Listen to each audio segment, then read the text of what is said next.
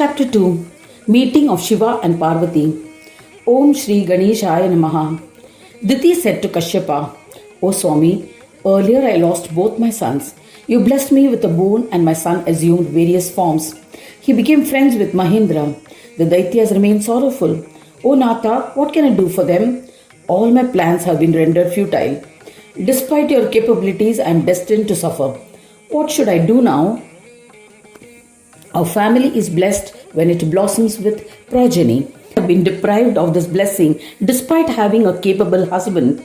Mudgalacharya said to Daksha, hearing her plight, the Maharshi and a great Yogindra with knowledge of the Supreme Divine jestfully said to her, O Kalyani, do not grieve. This is destiny. This world full of illusions and disappointments, these are the teachings of the Shastras. Daityas are well known for their sinful deeds, while the Devas are involved in meritorious actions. O Devi, sinners are never blessed with eternal happiness. This is what the Vedas say and is the truth, and truth always prevails. Therefore, do not harbor attachments to your son. O dear, your sons will beget more sons, and thus your lineage will continue in this world. Death is certain for the Daityas, but there will be no one who can destroy your lineage. Therefore, do not be disappointed.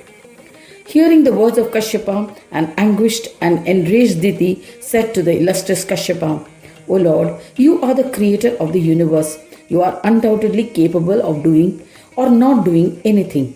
What is impossible for others is possible for you. O best among yogis, you are completely detached from worldly attachments. O intellectual one, your behavior reflects your comprehension of the Vedas, but I am not yet detached from worldly indulgences. This agonizes me. O revered one, enlighten me on a path so that I can forsake attachments. Thus I will be rid of the agony with ease and attain peace. Kindly suggest a remedy. Hearing the pleas of Diti, a merciful Kashyapa happily enlightened her about the path to attaining peace.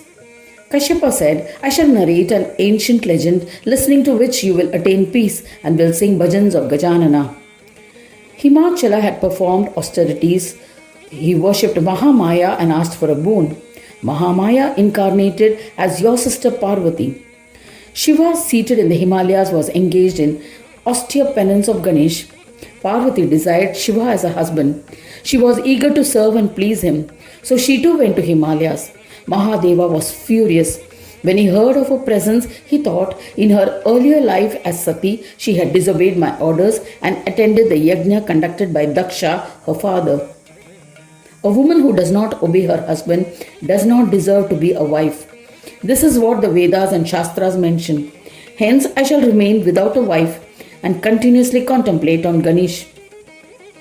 Thinking thus, he ignored Parvati. She approached him, but Shiva ignored her. Parvati was deeply hurt. Yet, the beautiful Parvati continued to serve him with steadfast devotion. To entice him, she behaved amorously. Shiva left the mountain to avoid her. When Parvati learnt of his departure, she was engulfed in sorrow. She considered sacrificing her body. She remembered Gajanana with devotion. As a result of her memories, she was inspired. A dejected Parvati thought, the conceited Shankara has abandoned me. It appears that he has resolved not to marry me. The Vedas say that there is nothing that cannot be achieved with penance. Therefore, now I shall try to please him by observing penance and worshipping him. A resolute Parvati went to a forest along with her friends. She commenced austere penance to please Sadashiva. She meditated on the 5-syllabled mantra, worshipped the Shivalingam, and observed various austerities to appease Shankara. Several years passed by in this manner. There was no sign that Sadashiva was pleased. Sadashiva was short-tempered and ignored her. So Parvati commenced the worship of Ganesha by meditating and chanting the Ekakshara mantra. She tried to please Vigneshwara by performing daily puja. She became disinterested in Sadashiva and immersed in bhajans of Ganesh. After the passage of some time, Shiva had a change of heart. In the month of Shravan, on Chaturthi of Shukla Paksha, she sculpted a clay idol of Ganesh and commenced its worship with devotion. Sustaining merely on air, she meditated and worshipped the idol and chanted the mantra of Ganesh from that day.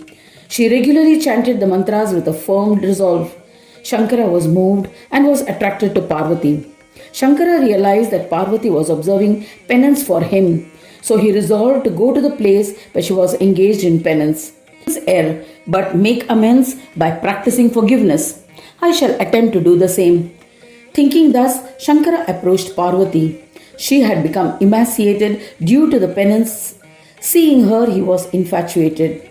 He disguised as a brahmachari, a young Brahmin who is a student of the Vedas and observes chastity, to test Parvati.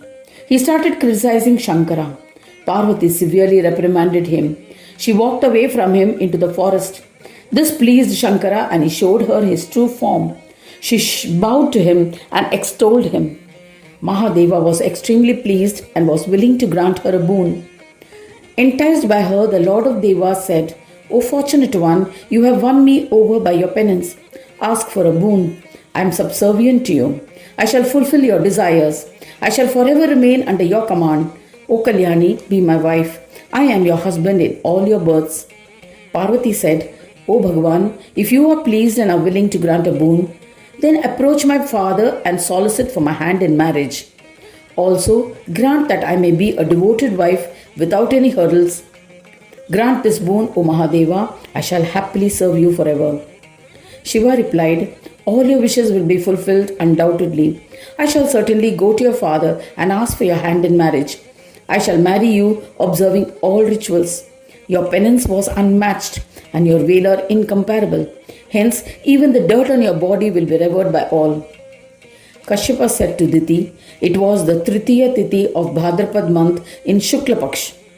Parvati performed the puja of Ganesh along with Shiva. Thereafter, on the Chaturthi, they performed a homa. On the Panchami Tithi, Parvati broke her fast after offering meals to the Brahmins. She happily observed festivities and later immersed the idol of Ganesh into the waters. She then prayed to Ganesha. Shiva returned to his abode happily. Parvati returned home and bowed to her parents.